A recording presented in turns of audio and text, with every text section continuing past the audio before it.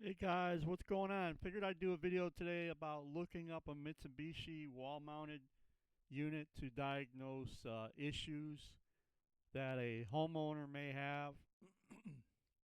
So we're going to take you over here to linkdrive.com. It's mylinkdrive.com, my mistake. Uh, you want to click on, let's say, M series. Very, very nice website by Mitsubishi. Will help you diagnose anything and get parts, look up parts, look up information for R22 systems or R410A systems. So, for example, let's come over here to a wall mounted unit and maybe look up a unit that a customer may have. Let's say, uh,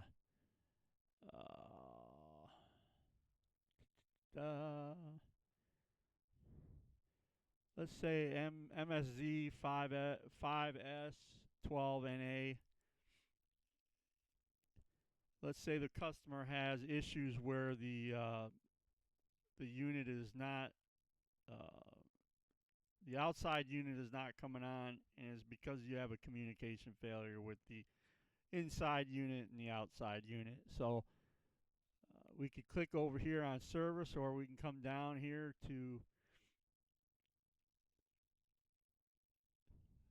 the information, the booklets, and the manuals.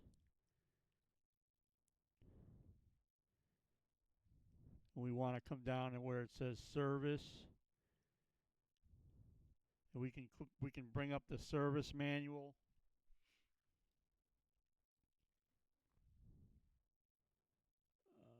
Uh,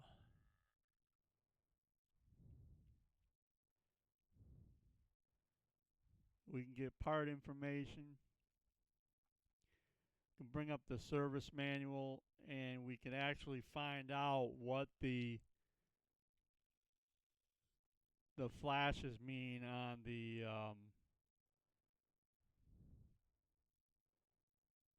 unit. But there was a troubleshooting guide. I don't know. Let's see here.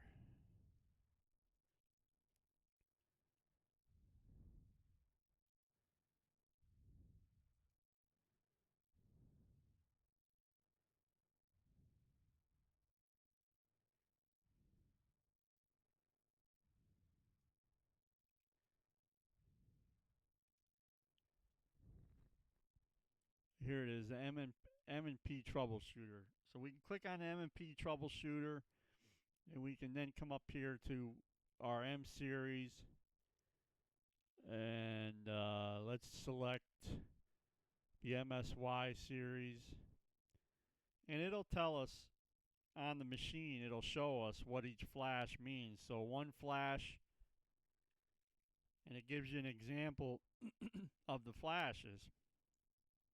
One time flash is no communications between the outdoor and indoor units. The symptoms could be the indoor unit runs the fan for up to 6 minutes, then the fan shuts off. The outdoor unit never turns on. It'll give a little bit of a background on the unit. The indoor and outdoor units truly communicate with each other by use of a digital signal carried over the S2 and S3 signal wires connecting the two. If data is lost or misread, then after several attempts, the system will fault out. I got a buddy of mine that just moved back to Michigan. I think he's got a ductless um, wall-mounted unit in his new home, but I'm not sure. I'll have to ask him. And then it says all voltages originate from the outdoor unit. S1 and S2 is 208 or 230 voltage. And S2, excuse me, guys, I just had a sub from Subway, and for some reason I'm getting gassy influx from the stomach cavity. I don't know what that means, but hope it ain't serious. So, due to low voltage DC traveling across the S2 and S3 wires, the wire size or gauge can play a role in the miscommunication. It is possible for the signal to transit and make it across the wire, but over time it is possible for the wire size to create enough errors that the system may lock out. So then they give you some troubleshooting measures right here. Check L1 and L2 for incoming voltage at the outdoor unit. Check S1 and S2 for AC voltage at the outdoor unit. If it's not present, then call the 1-800 number for assistance. Boy. You know, guys, I every day I go to Subway and I pick myself up a turkey, bacon, and American cheese sandwich with a little bit of lettuce and tomato, and I put mayo on it and extra sweet onion, and I love it. I love it. So number 3, it says check S2 and S3 for DC voltages at the outdoor unit. If the voltage is less than or greater than 100 volts DC, check the S1 and S2 wires. They may be crossed. You're then going to, step 4, reset the power, verify the condensate pump and wiring. You're going to verify the correct wire sizes. Do not stop troubleshooting here if wires are incorrect size.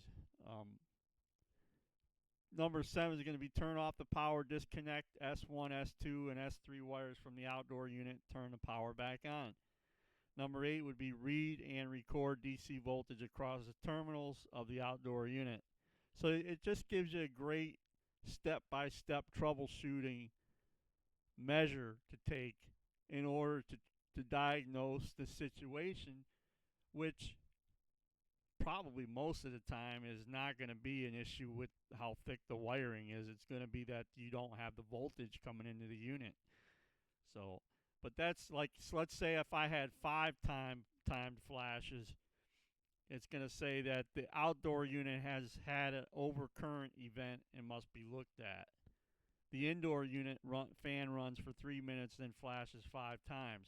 So this is a great website to diagnose all these products that Mitsubishi puts out, and I really like it. It's easy to navigate, easy to find your unit. You can pull up how to install, how to service,